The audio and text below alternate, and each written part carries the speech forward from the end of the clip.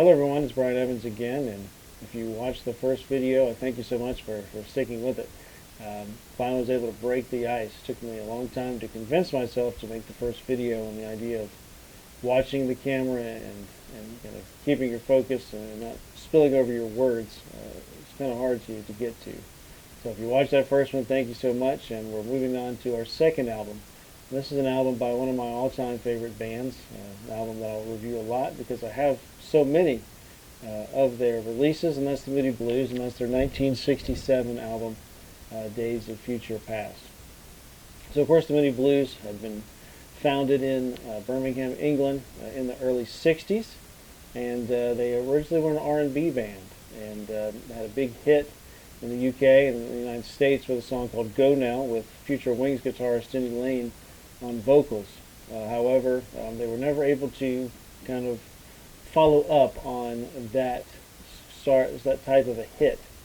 And so because of that, Denny Laine and Clint Warwick, who was playing bass with the group, they got frustrated and left in about 1966. And so the Moody Blues remaining members were looking for both a bassist and a guitarist.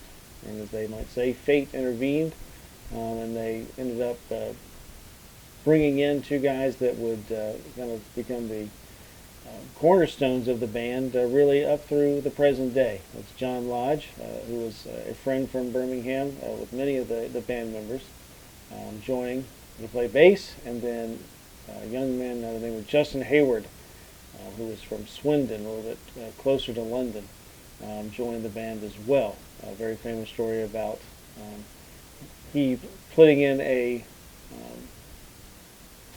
melody maker classified and seeing the guitarists being looked for responded to the ad, and his was one of the first one that was chosen by the Moody Blues members. Also, there's a story that Eric Burden of the Animals is the one that gave Justin's letter to the band. Anyway, it goes, Justin Hayward joined, and he, along with the three original members that were still with him, drummer Graham Edge, keyboardist, piano player Mike Pender, and Ray Thomas, who has done many of the vocals in the first albums, made up what would become really the classic lineup for the Moody Blues, where they'd have their most success over the next 12 years or so, releasing several very highly acclaimed albums. However, it would take them a while before they would actually get to the point where their albums had become successful. When Justin Hayward and John Lodge joined, they continued along doing the R&B scene and playing a lot of their old songs, and they were doing very badly. There's a great story that I've heard told over several times by the members as I've done research about the band, that they were so bad that at one point a member of the audience after one show came back and confronted the band backstage and told them that he had taken his date out, he spent his hard-earned money to get a ticket and to get in to see the band, and that it was the worst experience that he'd ever had in his life, and the band was not worth the money that he had paid to see them. And that was really kind of, the Moody Blues tell it, the rock bottom, and they kind of decided at that point that they were going to kind of reinvent themselves and be more true to the current lineup rather than what they had been in the past. And a very fateful decision. Second thing that really worked their way is that Mike Pender brought into the band the Mellotron, which was a kind of a new type of string keyboard instrument. It was a keyboard instrument that used little tape loops and could mimic sounds of instruments, flutes, trumpets, and of course strings. The Moody Blues would use kind of the strings sound to really add fullness to what was going to be their new direction. I know many of you that will be watching this are already fans of the bands or know a lot about it, but just a little bit of the backdrop to what's going on as Days of Future Past is going to be recorded. Some really cool things about the album. So first off, of course, the Moody's were kind of coming back to square one, and they were able to convince their record label at the time who was Decca, to allow them to record and to record a new album. Now, Decca, which did a lot of classic albums in Britain, had developed what today we would call stereo. They called it Decca Panoramic Sound, or Duramic Sound for short, which is basically, as we said, stereo. Now, they had released a lot of classical albums using stereo, but most rock and pop albums, of course, were still being mixed and released in mono. And so the idea was that they were going to use the Moody Blues kind of to experiment on the sound of stereo with popular music and rock music in particular. According to legend, the Moody Blues agreed to do a rock version of a Dvorak symphony, but of course that is not what happened. Instead, they would record their own original music, which had orchestral interludes in between, and the orchestral sound and the sound of the band were kind of blended together on the final album. And so the Moody's, when they had gone back to the drawing board, they began creating a new stage show, and the stage show was built around the idea of the day in the life of an individual. I would not call it necessarily a concept album, and I don't think that you can listen to Days of Future Past as a concept album. You may disagree. I think of it more as a song cycle, with the idea of a day in the life of a person as kind of the theme of the cycle. And I'll kind of explain that as we go along. So this is the particular copy that I have. This is not a UK original version. We'll actually have the DSS, Duramic Sound System logo was up here, and then it had a black Moody Blues label rather than the red one that you see here. This is an American release, a 1967 American release.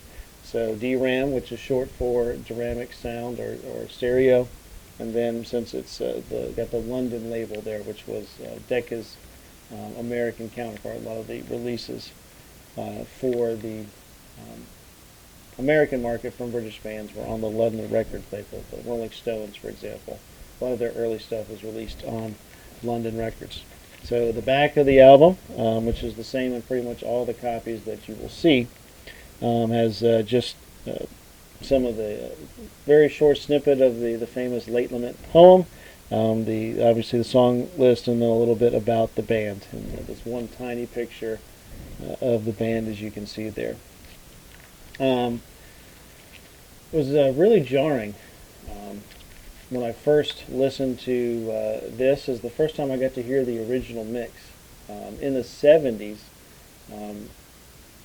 Decca remixed the album because there was a belief that the master tapes had some deterioration, and so the CD that was released during the 80s and 90s was actually a different mix of the album, and that's the one that I first heard when I was collecting CDs when I was in college. I had the Moody Blues CD of Days of Future Past, and so I listened to that one many times and loved it. But it was a little bit jarring to hear the original mix, because there are several songs where it sounds different. The instruments, certain instruments are kind of brought up in the mix. The vocals are separated a little bit differently. So the first time I got to listen to it, it did create kind of a new listening experience. Not one that I would say is better than perhaps the second mix, but one that had a different experience of listening to the album, which made it fresh. Also, 2017, they did a 50th anniversary release of the album, and they used the original mix. But to hear kind of the original mix remastered digitally, if you listen to it on headphones, it is very good. I listened to it yesterday just as kind of a refresher before I began talking about this album, and it was just a fascinating listen. Some of especially in the way that they kind of interplay between the classical music sections with the band playing. The transitions are really good, and they sound really good, and the mix is really strong. So I definitely encourage you to, if you can, or if you've only heard maybe the 80s and 90s mixes, to either get the 50th anniversary, which is available on iTunes, um, to listen to it. It's a good listen. Um, this album today has really grown in its estimation. It's seen as one of the most influential albums of 1967, which of course already was a banner year for music, the release of Sgt. Pepper early in the year, and this one coming out in November. Interestingly, though, for the Moody's, it did not grow instantly into a huge success. The lead single for the album in the UK was Nights in White Satin. As you can see here in the American release, they put includes Nights in White Satin kind of up there in the top right or top left corner as you look at it here in the album cover, trying to bring record buyers in, which you did not see on the original UK release.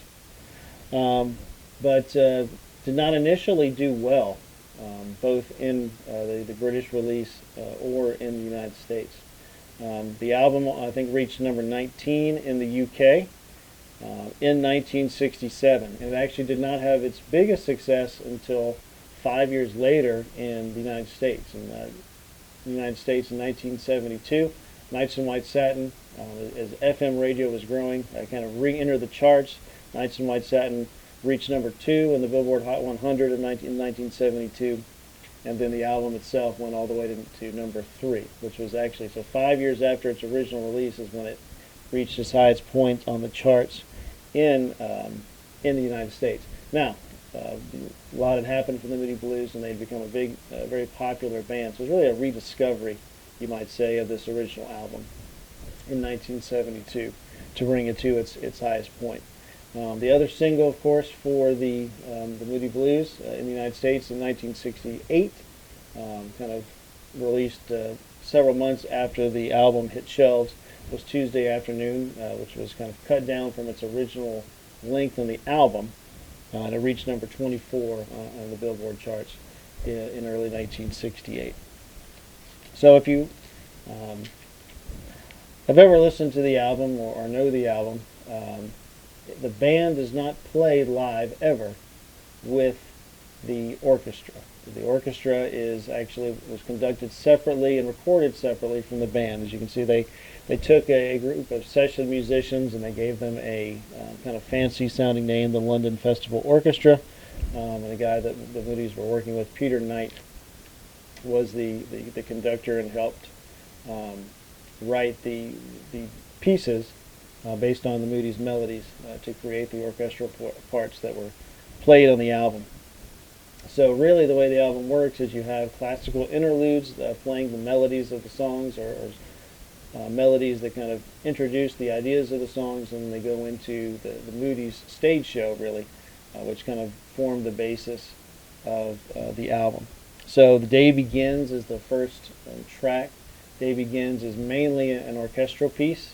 Most of the main melodies, again, come from the different original songs that the Moody Blues members wrote. And then it ends with a poem, the first of many poems, of course, the Moody Blues have put on their albums, written by Graham Edge, the drummer, beginning what would be known. And it's actually, the first poem is on the backs of the sleeve here of the album. The cold-hearted orb that rules the night removes the colors from our sight, rose, gray, and yellow, white, but we decide which is right and which is an illusion. Of course, that's the same words that in the album. So again, why I like to think of it as a song cycle, because it uses those that same verse to both begin the album and to close it. But because the album is about a day in the life, the next portion of the poem talks about kind of day breaking, and then the first song, original song, written by Mike Pender. Most of the lyrics, however, are sung by Justin Hayward, a song called Dawn is the Feeling. Dawn is the Feeling is, I think, a great track. Kind of a slow and plod piano part played by Mike Pender, and then he adds a very heavy string mellotron on top of that. Kind of almost a mournful sound to the song, which you might expect when it's dawn. You're getting up and getting up slowly, and so it kind of has that plod before the next one, which is called Another Morning, which the album calls The Morning, which is a Ray Thomas song. Basically, the lyrics talk about the person going to work and what he's doing, and kind of more sprightly, kind of a pep in your step. Lunch Break is the next part in Inside One, which is a song called Peak Hour. And Peak Hour is written by John Lodge, a song that in the last few years that the Moody Blues were still touring as a live band. They brought Peak Hour back and were playing it live. It's a really cool sounding track to me. It sounds, especially after the first two songs, which were kind of almost pastoral in their sounds. Peak Hour is much more of a traditional rocker. Justin Hayward plays almost a Beach Boys-like guitar solo in the middle of the song, which I think is quite effective, and John Lodge does a great job with the vocals. Side 2 begins with The Afternoon, and of course the famous Tuesday Afternoon is the opening track there. Now here in America on satellite radio today, you can hear Tuesday Afternoon with the second part of the song, which is Justin Hayward, of course, wrote Tuesday Afternoon, and the second half of the afternoon piece is called Evening Time to Get Away, which is written by John Lodge. So those two songs actually kind of go together in the afternoon piece. After that, you have the Twilight or the Sunset, and then Twilight Time, the Sunset, written by Mike Pender, which I think has this really cool melody again that's played on the mellotron that kind of weaves in and out of the lyrics. And then Twilight Time, things kind of pick up. It's very heavy piano rhythm is put down by Mike Pender, and then kind of these ethereal lyrics about the Twilight Time sung by Ray Thomas. I think it's Ray Thomas's finest part on the album is Twilight Time.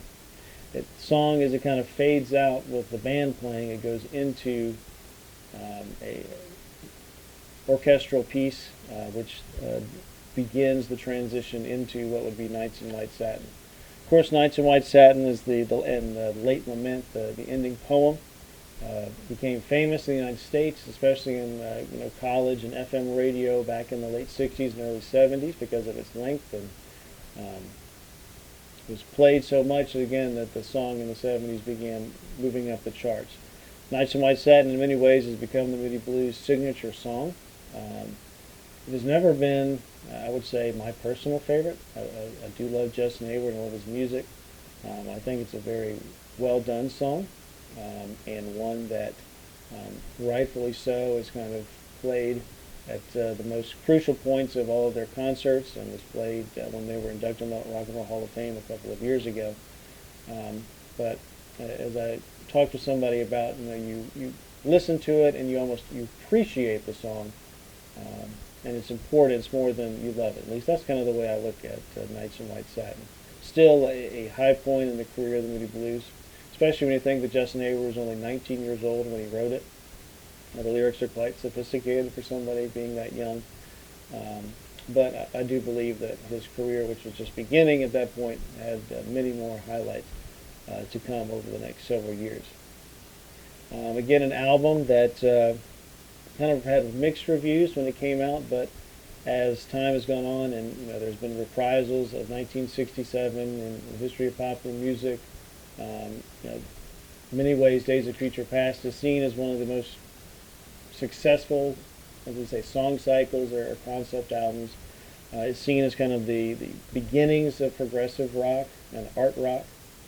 I would not put it in the same genre or along the same vein as what we'll hear later on from Pink Floyd or from King Crimson or Genesis or anything like that. I don't think it's quite that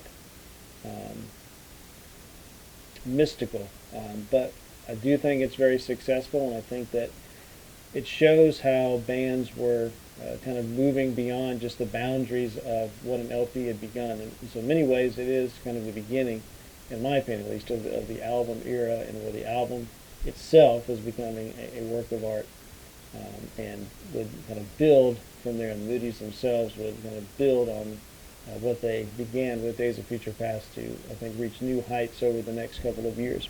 It was the first album to have this Phil Travers painting, and he of course would do several of their album covers throughout the rest of the 70s. That's something that we'll look at as we look at more of the Moody Blues albums. Very surrealistic and mystical, and kind of points the way of where the Moodies would go as the 60s moved into the 70s. But again, a very successful album, a very important one in the career of the Moody Blues. In many ways, a very important album in the history of rock music and what it could become. Right, the Moody Blues are stretching the boundaries of what is possible with pop music, kind of making it much more blending with symphonic sounds and instruments and melodies.